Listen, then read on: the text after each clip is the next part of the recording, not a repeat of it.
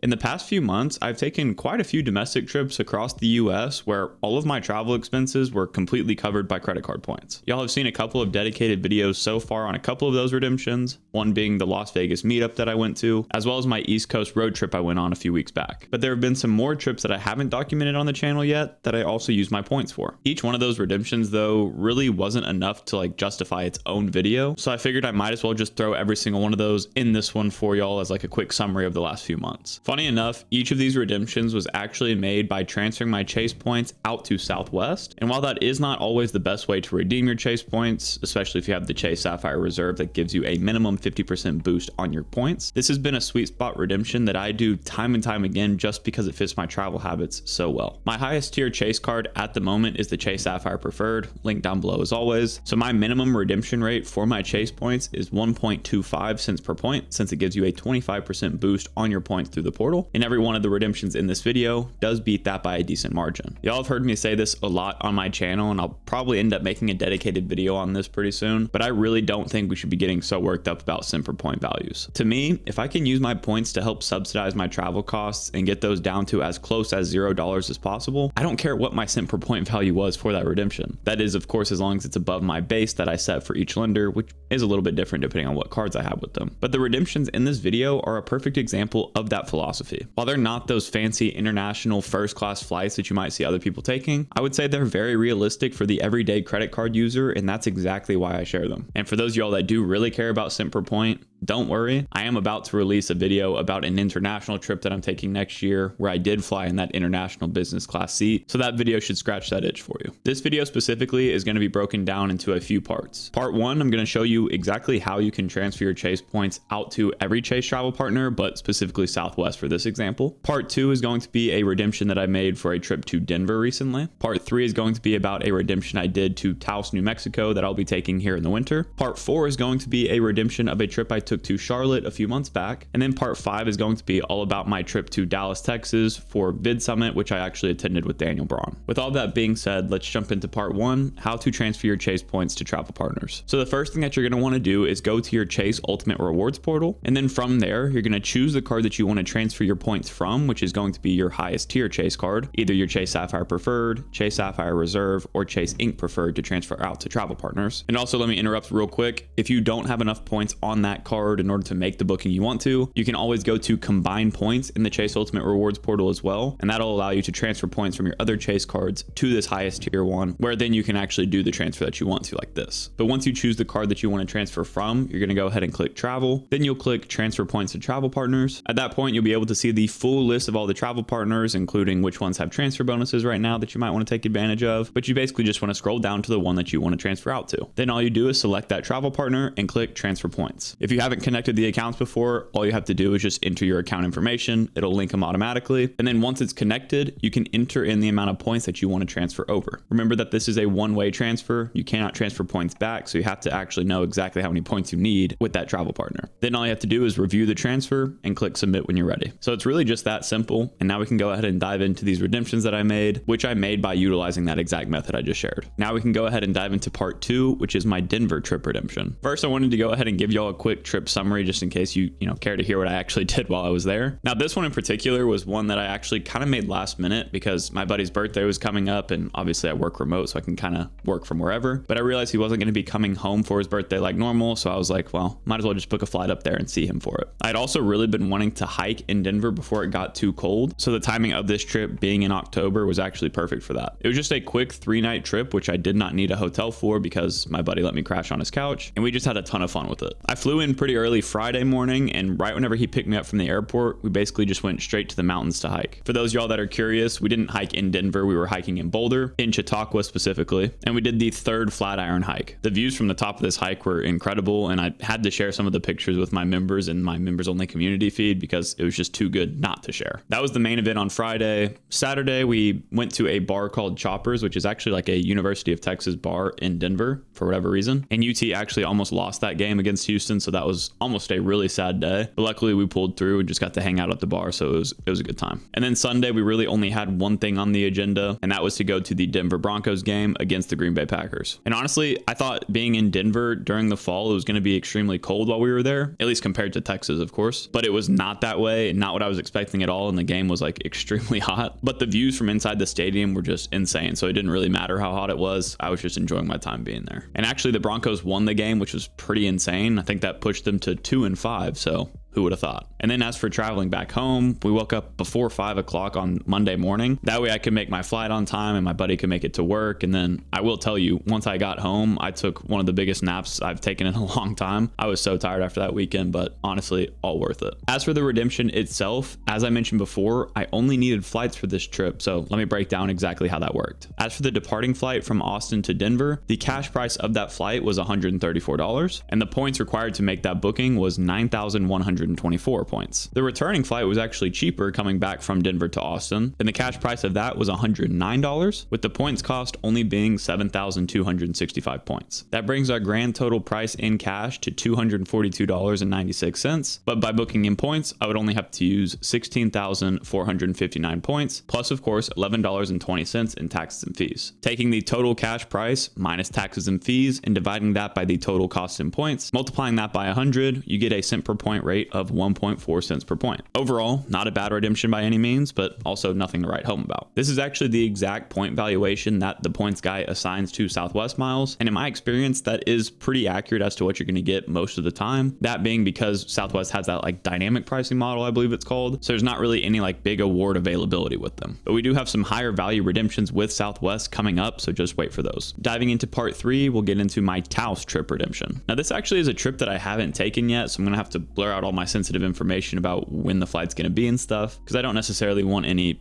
unexpected visitors, but this is one I'll be doing this winter. The reason I'm taking it is to continue an annual tradition that I do with all of my buddies from high school, where we go on a ski trip together every single winter. And for those that are curious, I'm actually not a skier. I do snowboard, but most of my friends are skiing these days and they just blaze down the mountain while I'm, sitting there trying not to clip toe or heel side and concuss myself for the rest of the trip. In the past, we would all stay in Golden, Colorado and ski like Keystone and Breckenridge and all of those. And that's because a couple of my buddies played football at the Colorado School of Mines. But now that we've all graduated, we decided to move the trip to Taos because another one of my buddies has parents who have a condo in Taos. So once again, free lodging. The redemption for this trip was actually pretty interesting because while we were planning it, Southwest actually released a promo for like 3 days where you could get 50% off a lot of your base fares. And being somewhat budget travelers, all of my friends and I got on a call right whenever we heard about this and immediately all booked the exact same flight out of Austin for those of us who live in Austin right now. But we got those flights for a fraction of the cost. So let me show you how that worked out with points. So the departing flight in cash was going to cost us $141 originally, but with that 50% off, it only actually costed us $78. Not exactly 50% off for whatever reason, but still big discount. However, the points required for this flight were only 4,868 points. Funny enough, the returning flight back from Taos to Austin was actually the exact same numbers. The cash price was only $78 with the promo, and the points cost was 4,868 points. Now, bringing this all together,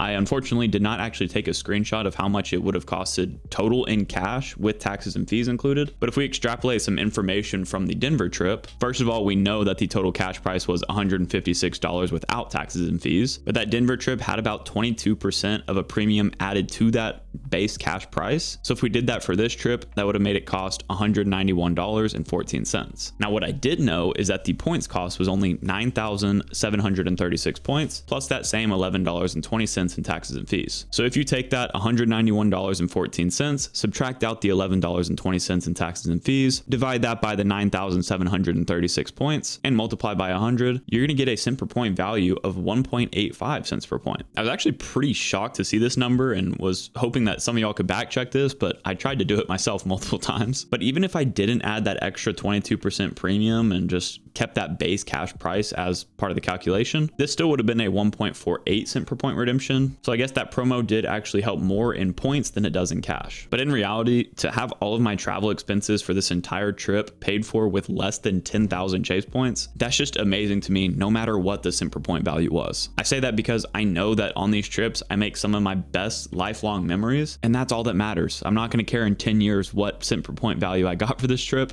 I'm going to care about those memories. With a couple more redemptions redemptions left, let's move into part 4, which was my Charlotte trip redemption. Now this was a trip that I took a few months back at this point, 4th of July to be exact. This was just another one that I had planned with my buddies, mainly because one of my friends moved to Charlotte after graduating college, and none of us had actually gone to see him yet after graduating. Of course, he would come home and stuff, so we had seen him physically, but we had not been to Charlotte altogether. It was also planned during the July 4th weekend because he knew that he'd have a lot of friends in town from college, so it was just going to be a lot of fun to, have everybody there. And the overall summary of the trip is we spent a lot of time at his apartment, a little bit outside of downtown Charlotte, and we go and work out and stuff in the mornings and do all of that. But we also made a trip about an hour away to this whitewater rafting place that I guess Olympians and stuff will train at. So that was pretty fun to get to experience that. We also tubed a river in South Carolina, which was a lot of fun, and then spent a couple of days at my buddy's aunt's lake house where we'd wakeboard, wake surf, drink, and just hang out for 4th of July. And honestly, this was one of the most fun trips that I've taken in a long time. And it actually played a big role in, maybe convincing me to move out there for a little bit, but we'll have to see how that turns out. I'll definitely have to make a few more trips up there before moving. So of course, there are going to be more videos on that, and you can subscribe if you want to see those videos in the future. Getting into the redemption itself, I only actually took one screenshot from this whole redemption. So we're going to have to do a little bit more extrapolating in this one, but I think we'll get to a good conclusion here. The total amount of points that I had to use for this booking was 29,909 points, and then of course $11.20 in taxes and fees. That's the only screenshot I have, but of course we can make some educated guesses on what the cash price and cent per point value I got for this trip was. Looking at prices for a round trip flight to Charlotte around the same time next year, I would estimate that the cost was around $420 to $450 maybe, but even then, when I booked this trip, it was a lot closer to 4th of July than it is now for 4th of July next year, so I imagine the prices actually might have been elevated past that. Given Southwest's normal point redemption value of about 1.4 to 1.5 cents per point, that would fall in line with that cash value I just said. But again, depending on when you book, it might be an elevated price, so we never really know. Either way though, I'm going to keep reiterating this in all of my videos, even multiple times over if I have to. I do not care what cent per point value I got for that trip. This one only happened a few months ago and I already forgot what it was, and that just goes to show that the memories are what stuck with me and not that cent per point value. Of course, I have to say that that does not mean that you should be going and redeeming all of your points for cash at half a cent per point if you have Capital One miles or whatever, but it means that if you're getting above that base that you set for yourself, who really cares? You should be using your credit card points as a tool and do not let them use you. Moving into part 5 now is my Dallas trip redemption to VidSummit with Daniel Braun. This last trip that we're talking about here today is actually one that I booked fully in cash, which is not usually what I do by any means. It honestly might have been the first time I booked a hotel or flight in cash since I started the credit card game, which is kind of crazy, but I did have my reasons for it, as you'll see in a second. Since this trip was just to Dallas, Texas, and I'm of course in Austin, Texas, I decided to just drive up there instead of fly. Thinking back on it, I guess I could have maybe planned this trip a little bit better to where I could have just,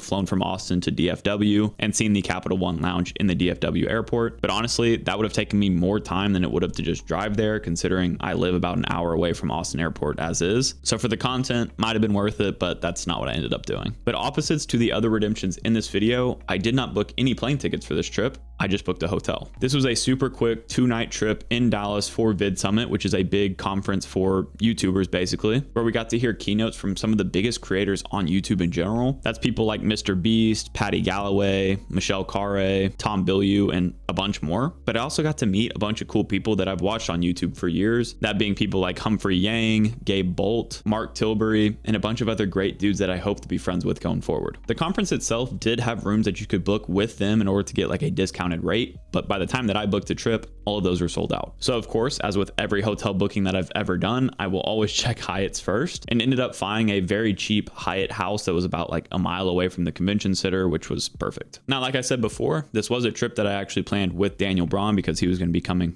to the conference as well. And we both ended up booking rooms in that Hyatt house property, Daniel booking in points and myself booking in cash. So I will be using his numbers for the redemption portion of this so you can see what kind of value he got. So the reason that I personally booked my ticket in cash was because I'd already, put a lot of money down for this conference in cash. And since it was a full business trip, I was like, well, might as well just keep it all in cash and write it all off at the end of the year. So that's exactly what I did. Last thing before we get into the actual redemption, it was kind of funny. Both of us got upgraded to 2-bedroom, 2-bath rooms with a full kitchen and living room and all of that. And I don't even actually have status with Hyatt right now. And Daniel had Globalist. So I guess for this Hyatt house, it really just didn't matter. They must not have had anybody staying there. The room was massive though, much much more than I needed, but it was pretty cool nonetheless. And Daniel's second bedroom actually came in clutch because he booked 3 nights. I only booked 2, and I didn't exactly want to drive back from Dallas to Austin at like 10 o'clock at night. And he was gracious enough to let me crash in his second bedroom. As for the cash price of this booking, I paid $275.31. For Daniel's booking, he only ended up paying 12,500 points. Taking that cash price over the points value and multiplying by 100, you'll get a final cent per point rate of 2.2 cents per point. So as you can tell, even for a lower category Hyatt property on just, some random weekday, Daniel was able to get a 2.2 cent per point redemption. Like, that's pretty insane. And also, of course, the conference itself was awesome, and I'm definitely planning on doing it next year.